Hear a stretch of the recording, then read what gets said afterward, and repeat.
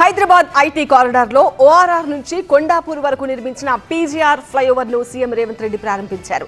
రాష్ట్ర అభివృద్ధికి కేంద్ర ప్రభుత్వం సహకరించడం లేదని 35 సార్లు ఢిల్లీ వెళ్లి ప్రధాని కేంద్ర మంత్రులను కలిసినా చెప్పుకోదగ్గ ప్రాజెక్టులు రాలేదన్నారు సీఎం రేవంత్. డీజిల్ వినియోగం తగ్గించి ఎలక్ట్రిక్ సీఎన్జీకి మారడం ద్వారా నగరంలో కాలుష్యం తగ్గిస్తామని సీఎం రేవంత్ అన్నారు. హైడ్రా ద్వారా నగరంలో చెరువులు నాలాలను కబ్జాల బారి నుంచి కాపాడుతున్నామని రేవంత్ తెలిపారు. 35 సార్లు ఢిల్లీకి పోయినా, ప్రధానమంత్రిని కలిసిన, అమిత్ షా గారిని కలిసిన, అందరు మంత్రులను కలుస్తున్నా. నేను కలువని మంత్రి లేడు, చెయ్యని విజ్ఞాపనలు లేదు. రేపు కూడా అమిత్ షా గారు వస్తున్నారు.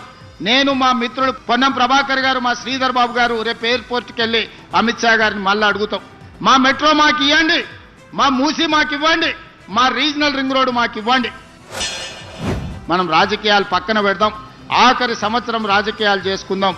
ఈ 3-4 సంవత్సరాలు అభివృద్ధి చేసుకుందామని మిత్రులుగా మీరు ఆలోచన చేయండి.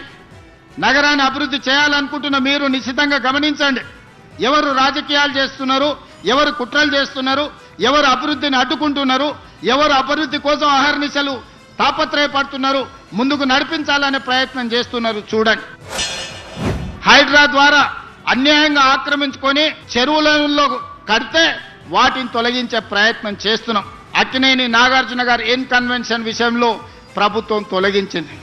తర్వాత నాగార్జున గారు గుర్తించి వారే స్వయంగా ముందుకొచ్చి 2 ఎకరాలు అక్కడ చెరువుకు స్వయంగా వారే నన్ను కలిసి అప్పచెప్పి నగర అభివృద్ధిలో నేను ఒక హీరోగా ముందుంటా, మీరు ఒక మంచి సంకల్పంతో ఈరోజు ఆ చెరువును మీరు అభివృద్ధి చేస్తున్నారని చెప్పి 2 ఎకరాల స్థలాన్ని నాగార్జున గారు వాలంటీర్గా ముందుకొచ్చి ఈరోజు మనకు వారు హ్యాండ్ ఓవర్ చేయడం జరిగింది.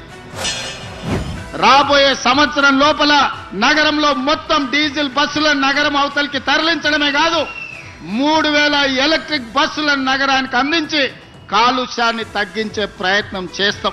ఇవాళ ఆటో కార్మికులను నేను విజ్ఞప్తి చేస్తున్నా, మీ డీజిల్ ఆటోలను తీసేయండి, ఎలక్ట్రిక్ ఈవీ ఆటోలు కొనుక్కోండి.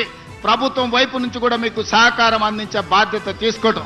ఈ రోజు ఈ నగర కాలుష్యాన్ని తగ్గించాలంటే పెట్రోల్ డీజిల్ కార్లు కొనొద్దు అని ఈరోజు ఈవీ వెహికల్స్కి ట్యాక్స్ ఫ్రీ చేసినాం.